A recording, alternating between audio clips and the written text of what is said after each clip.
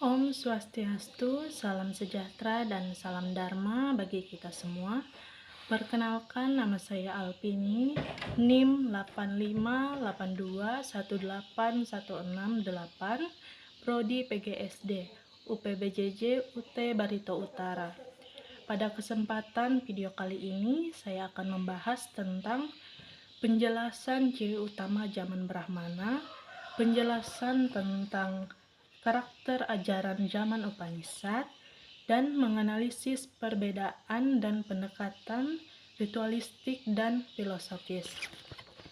Penjelasan tentang ciri utama zaman Brahmana. Pada zaman Brahmana berlangsung sekitar 1000 sampai 500 sebelum Masehi, merupakan periode perkembangan agama Hindu setelah zaman Weda. Ciri utamanya adalah terpusatnya kehidupan keagamaan pada pelaksanaan ritual dan upacara keagamaan yang disebut yajna. Pada masa ini, kitab-kitab suci yang disusun berisi tata cara, aturan, dan paduan rinci mengenai bagaimana melaksanakan setiap upacara dengan benar. Kaum Brahmana memiliki peran yang sangat penting dan berkuasa karena merekalah satu-satunya yang dianggap paham tata cara dan berwenang memimpin pelaksanaan ritual. Keberhasilan ritual diyakini menjadi penentu kebahagiaan, kesejahteraan, dan berkah dari para dewa, sehingga kegiatan keagamaan lebih banyak bersifat lahiriah dan berfokus pada tindakan yang dilakukan. Penjelasan tentang karakter ajaran zaman Upanishad. Pada zaman Upanishad muncul sekitar tahun 800 sampai 500 sebelum Masehi sebagai kelanjutan dan penyempurnaan pemikiran agama. Karakter utamanya adalah pergeseran fokus dari pelaksanaan ritual lahiriah menuju pencarian makna hakiki dan pengetahuan mendalam tentang kebenaran kehidupan. Ajaran pada masa ini banyak membahas tentang konsep-konsep filosofis yang mendasar, terutama tentang hubungan antara Atman atau yang bisa dibilang jiwa atau hakikat diri manusia, dan Brahmana, hakikat mutlak yang menjadi asal mula segala sesuatu. Inti dari ajarannya adalah menyatakan bahwa Atman dan Brahman pada hakikatnya adalah satu dan sama. Kehidupan keagamaan tidak lagi dilihat hanya dari melakukan upacara, tetapi lebih kepada pemahaman batin, kesadaran diri, dan kekuatan tertinggi melalui pemikiran dan pengalaman spiritual. Menganalisis perbedaan dan pendekatan ritualistik dan filosofi.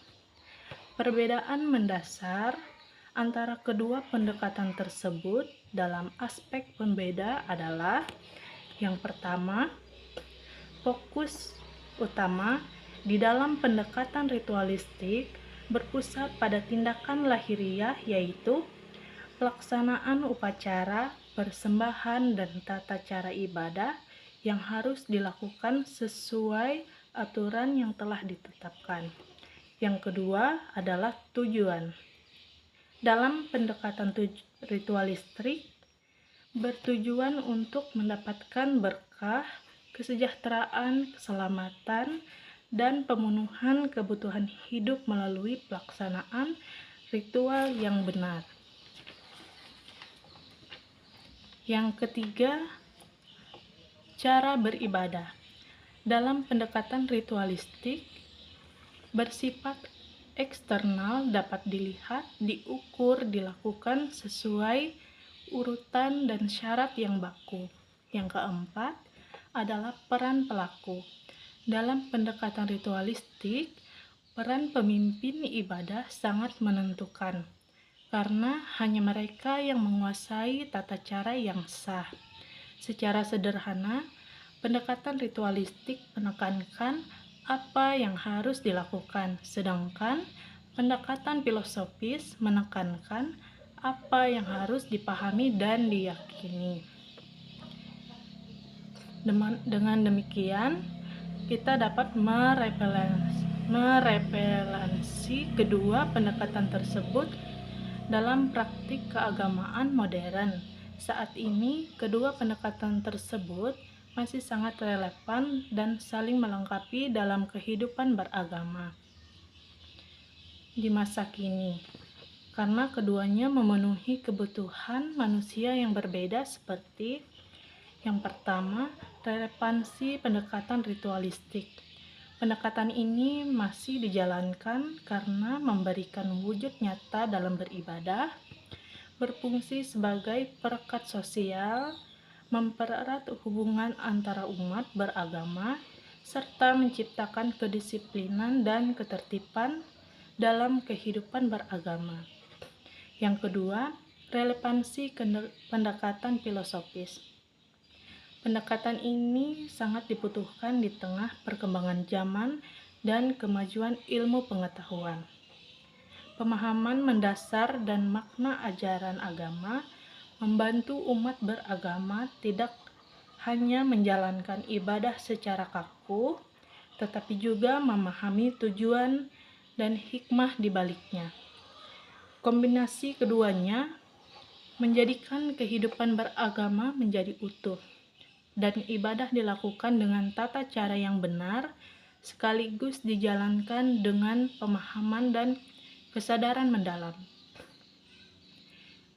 Dapat kita simpulkan, perkembangan pemikiran agama dari zaman Brahmana hingga zaman Upanishad mengajarkan kita bahwa agama bukanlah sesuatu yang kaku dan hanya berisi aturan semata, melainkan juga memiliki makna dan nilai yang mendalam untuk dipahami.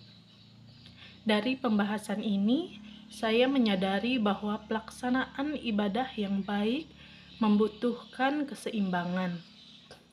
Melakukan ritual dengan benar adalah bentuk ketaatan dan penghormatan, sedangkan memahami makna dan nilai di baliknya adalah dasar agar ibadah tersebut memiliki dampak positif bagi diri sendiri dan lingkungan. Keduanya tidak dapat dipisahkan. Tanpa pemahaman, ritual hanya menjadi rutinitas yang hampa makna, dan tanpa tujuan tindakan, pemahaman hanya akan menjadi teori yang tidak terwujud dalam kehidupan nyata. Demikian pembahasan yang dapat saya sampaikan dalam video ini. Semoga apa yang kita pelajari dapat memberikan manfaat, menambah wawasan, dan menjadi bekal kita dalam mengamalkan ajaran Dharma dalam kehidupan sehari-hari. Om Santi Santi Om. Om Swastiastu.